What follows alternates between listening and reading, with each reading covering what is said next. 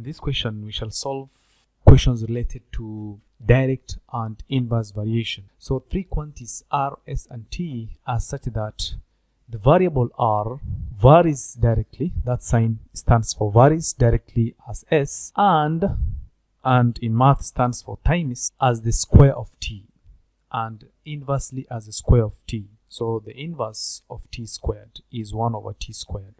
So this is the same as R is equal to K, which is a constant, times S times 1, which is just the same as S, divided by T squared.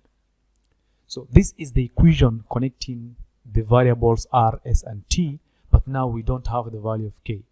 So these numbers, the values of R, S, and T, help us get the value of K.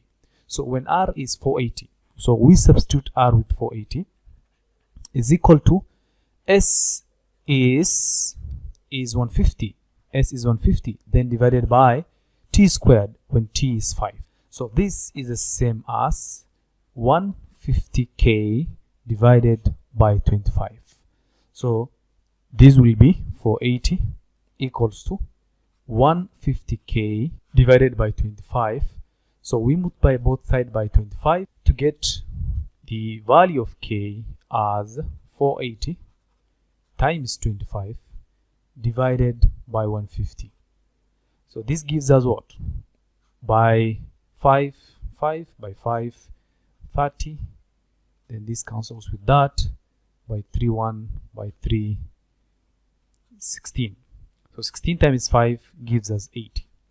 Now what we do is, the equation connecting is this one. We replace K with 80. So the equation connecting R, S, and T will be R is equal to 80S divided by T squares. We can use this equation to solve other questions related to direct and inverse variation.